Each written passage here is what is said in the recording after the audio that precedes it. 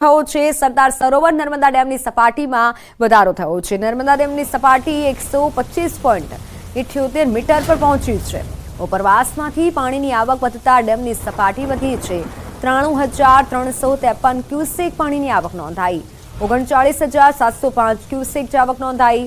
ડેમની મહત્તમ સપાટી 138.68 મીટરે છે। નર્મદા ડેમ સંપૂર્ણ સપાટીએ ભરાવામાં 14 મીટર બાકી છે।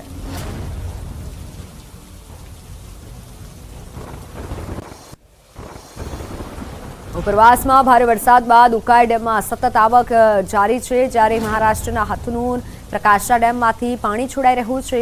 હાલ ઉકાઈ ડેમની સપાટી 333.61 ફૂટ પર પહોંચી છે, એટલે ભયજનક સપાટી 345 ફૂટ છે। ડેમનું રૂલ લેવલ 335 ફૂટ છે, જ્યારે પાણીની આવક 92,790 ક્યુસેક થઈ છે અને ચાવક 6,170 ક્યુસેક છે। તો આ તરફ ડોસવાડા ડેમ ભયજનક સપાટીએ છે। ડોસવાડા ડેમની સપાટી 405 ફૂટ છે અને ભયજનક સપાટી 405 ફૂટ છે।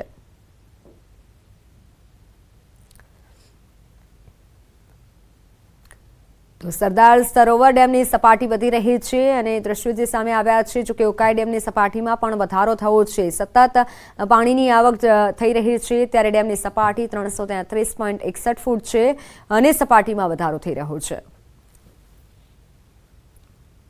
વાત ભાવનગરના પાંડવાડી ડેમમાં મકાન ધરાશાયી થયું। વર્ષો જૂનું 3 માળનું મકાન ધરાશાયી થયું। કોઈ જાનહાનિના હાલ સમાચાર સામે નથી આવ્યા। મકાન બંધ હાલતમાં હતું, જેથી મોટી દુર્ઘટના ટળી છે। ફાયર વિભાગની ટીમે કાટમાળ હટાવવાની કામગીરી કરી છે। શહેરમાં અનેક મકાનો જર્જરિત હાલતમાં છે। રસ્તા પર મોતના માંચડા સમાન ઝળોમી રહ્યા છે જર્જરિત મકાનો, અને જેથી પાલિકા દ્વારા નોટિસ પણ આપવામાં આવે છે, પરંતુ ઘણા લોકો છે કે જે જર્જરિત મકાનોને ઉતારી પાડતા નથી અથવા તો રહેઠાણ બદલતા નથી। મકાન બંધ હાલતમાં અત્યારે હોવાથી દુર્ઘટના ટળી છે। તો આ તરફ દાહોદના દેવગઢ બારિયામાં જર્જરિત મકાન ધરાશાયી થયું। મકાન ધરાશાયી થતા આસપાસના લોકોમાં નાસભાગ મચી।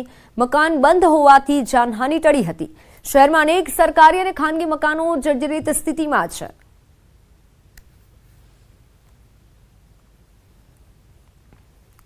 બંને દ્રશ્યો આપને બતાવીશું। એક તરફ દાહોદ અને ભાવનગર કે જ્યાં મકાન ધરાશાયી થવાની ઘટના સામે આવી છે। પાલિકા દ્વારા નોટિસ આપવામાં આવે છે આવા જર્જરિત મકાનોને, પરંતુ મકાન ખાલી કરવામાં નથી આવતા। ભાવનગરમાં જે મકાન ધરાશાયી થયું, જેમાં કોઈ જાનહાનિ નથી થઈ, કારણ કે મકાન બંધ હતું। જોકે દાહોદમાં પણ એક મકાન ધરાશાયી થવાની ઘટના બની। મહત્વના સમાચાર બાંગ્લાદેશ મુદ્દે દિલ્હીમાં બેઠક પૂર્ણ થઈ છે। એક બેઠક મળી હતી જે પૂર્ણ થઈ છે। દિલ્હીમાં મળેલી બેઠક સર્વપક્ષીય બેઠક। સૂત્રોના હવાલેથી માહિતી મળી રહી છે કે બેઠકમાં વિદેશ મંત્રી જયશંકરે કહ્યું, સરકાર બાંગ્લાદેશ આર્મીના ટચમાં છે। સૂત્રો તરફથી આ જાણકારી મળી રહી છે। બાંગ્લાદેશની સ્થિતિ અંગે મહત્વની બેઠક મળી હતી, જે બેઠક હાલ પૂર્ણ થઈ છે, પરંતુ વિદેશ મંત્રી જયશંકરે કીધું છે કે સરકાર બાંગ્લાદેશ આર્મીના ટચમાં છે।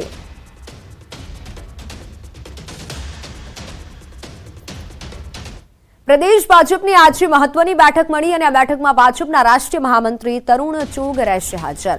પ્રદેશ પ્રમુખ CR પાટીલની હાજરીમાં બેઠક। આગામી કાર્યક્રમોની રૂપરેખા અંતર્ગત પ્રદેશ ભાજપની બેઠક। ભાજપ હર ઘર તિરંગા કાર્યક્રમ થકી આ બેઠક જે ચર્ચા કરવામાં આવશે તેમાં, અને હર ઘર તિરંગા થકી કાર્યક્રમ ઉજવશે। સ્વાતંત્ર્યતા પર્વની ઉજવણી અને પ્રદેશ ભાજપના હોદ્દેદારોની હાજરીમાં બેઠક મળશે। બેઠકમાં સાંસદો અને ધારાસભ્યો પણ ઉપસ્થિત રહેશે।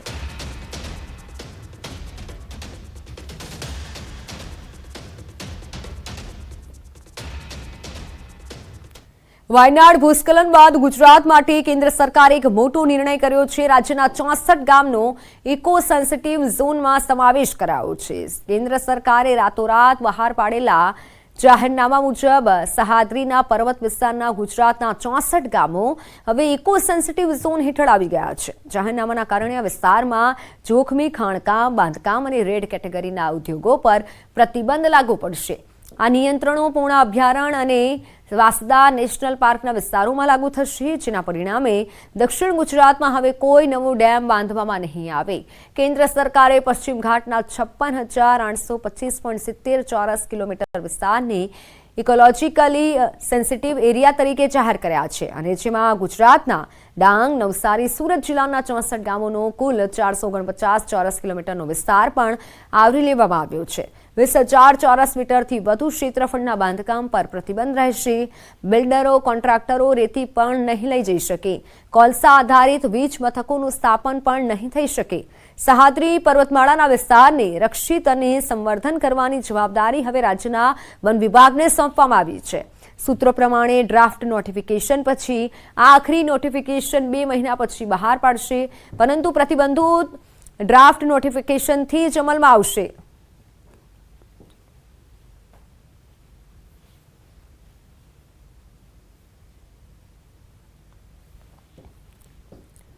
બોટાદમાં પીજીવીસીએલનો સપાટો. વીજ ચોરી કરતા લોકો પર પીજીવીસીએલે તવાઈ બોલાવી છે. જિલ્લામાં અલગ અલગ 31 ટીમો બનાવી અને ચેકિંગ હાથ ધરાયું છે, જેમાં 82 કનેક્શનોમાં વીજ ચોરી ઝડપાતા 28,43,000થી વધુનો દંડ ફટકારાયો છે. પીજીવીસીએલની ટીમ સાથે સુરક્ષાને ધ્યાનમાં લઈ 16 પોલીસ અને 13 એસઆરપી કર્મચારીઓને સાથે રાખી અલગ અલગ વિસ્તારમાં ચેકિંગ કરવામાં આવ્યું હતું.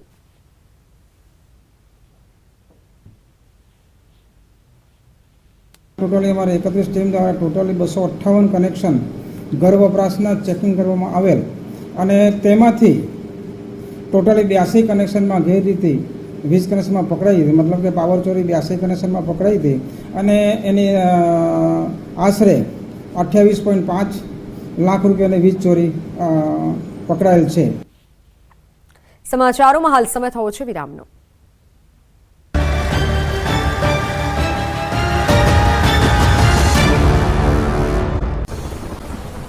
દ્વારકા, પોરબંદર, જૂનાગઢમાં સિઝનનો 100%થી વધુ વરસાદ. 7 જિલ્લામાં સિઝનનો 76 થી 100% સુધીનો વરસાદ નોંધાયો, તો 12 જિલ્લામાં સિઝનનો 51 થી 75% વરસાદ વરસ્યો. રાજ્યમાં 4 દિવસ મેઘરાજા ભૂક્કા બોલાવશે. ઉત્તર ગુજરાત અને દક્ષિણ ગુજરાતમાં ગાજવીજ સાથે ભારે વરસાદની આગાહી. સૌરાષ્ટ્રમાં પણ પડી શકે ભારે વરસાદ.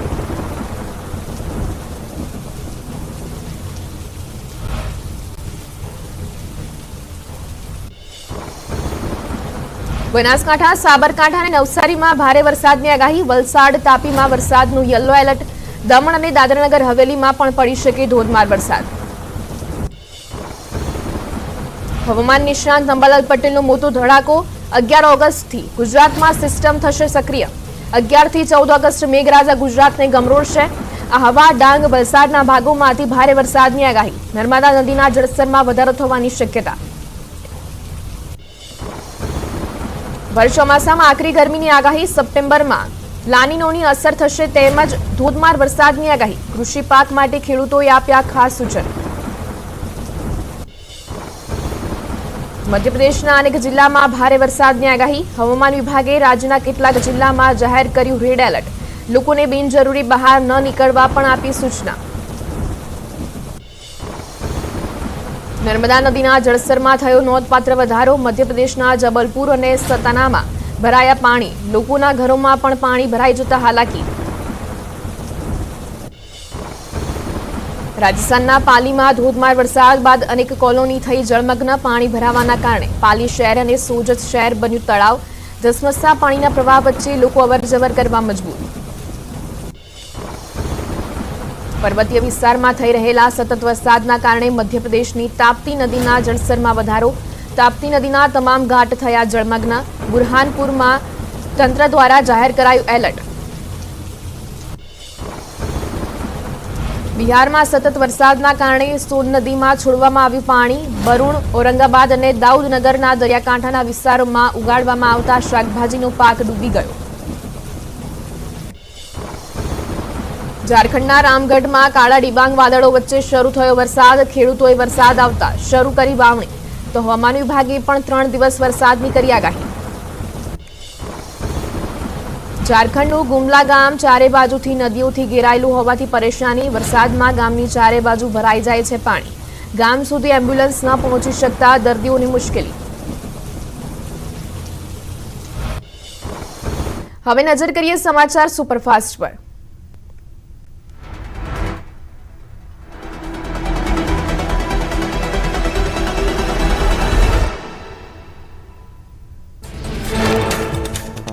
બાંગ્લાદેશમાં ભારે હિંસા વચ્ચે પીએમ શેખ હસીનાએ દેશ છોડ્યો. પરિસ્થિતિ તંગ બનતા પ્રધાનમંત્રી પદેથી આપ્યું રાજીનામું. શેખ હસીનાએ હાલ ભારતમાં લીધો આશરો. હવે લંડન અથવા ફિનલેન્ડમાં જાય તેવી શક્યતા. પ્રદર્શનકારીઓએ પીએમ નિવાસસ્થાને કરી તોડફોડ. શેખ હસીના બાંગ્લાદેશના ઇતિહાસમાં સૌથી લાંબી સેવા આપનાર પીએમ છે. 2090 થી 5 ઓગસ્ટ 2024 સુધી 10મા વડાપ્રધાન રહ્યા. બાંગ્લાદેશની સરહદને અડીને આવેલા કિશનગંજ બીએસએફ હેડક્વાર્ટર હેઠળ ખાતે એલર્ટ. બહારના નાગરિકને સરહદથી 4 કિલોમીટરની રેન્જમાં જવાની મનાઈ. સરહદની દરેક ગતિવિધિ પર રાખવામાં આવી રહી છે નજર. બાંગ્લાદેશમાં હિંસા વચ્ચે દિલ્હીમાં મળી સર્વદળીય બેઠક. કેન્દ્રીય ગૃહમંત્રી અમિત શાહ, સંરક્ષણ મંત્રી રાજનાથસિંહ, જેપી નડ્ડા, એસ જયશંકર, કોંગ્રેસ નેતા રાહુલ ગાંધી પણ બેઠકમાં રહ્યા હાજર. ભારત સરકાર બાંગ્લાદેશ આર્મીના ટચમાં હોવાની સૂત્રોના આધારે મળી જાણકારી. બાંગ્લાદેશમાં પીએમ હાઉસમાં લૂંટફાટ. શેખ હસીનાના બેડરૂમમાં લોકો ઘૂસ્યા. ચિકન ખાતા પ્રદર્શનકારીઓનો વીડિયો થયો વાયરલ. પીએમ હાઉસમાંથી લોકો કપડાં અને વાસણ પણ ઉપાડી ગયા. બાંગ્લાદેશની સંસદમાં ઘૂસ્યા પ્રદર્શનકારીઓ. સંસદમાં તોડફોડ કર્યાનો વીડિયો વાયરલ. પ્રદર્શનકારીઓએ સંસદની અંદર મચાવ્યો હંગામો. બાંગ્લાદેશમાં અનામત વિરોધી આંદોલન હિંસક બન્યું. દેશભરમાં હિંસા ફાટી નીકળતા 14 પોલીસકર્મી સહિત 100 લોકોના મોત. રસ્તા પર ઉતરેલા પ્રદર્શનકારીઓએ કરી રહ્યા છે ઉગ્ર વિરોધ. બાંગ્લાદેશમાં આર્મી ચીફે કહ્યું, અમે વચગાળાની સરકાર બનાવીશું. અમે હવે દેશની કમાન સંભાળીશું. આંદોલનમાં જેમની હત્યા થઈ છે તેમને ન્યાય અપાશે.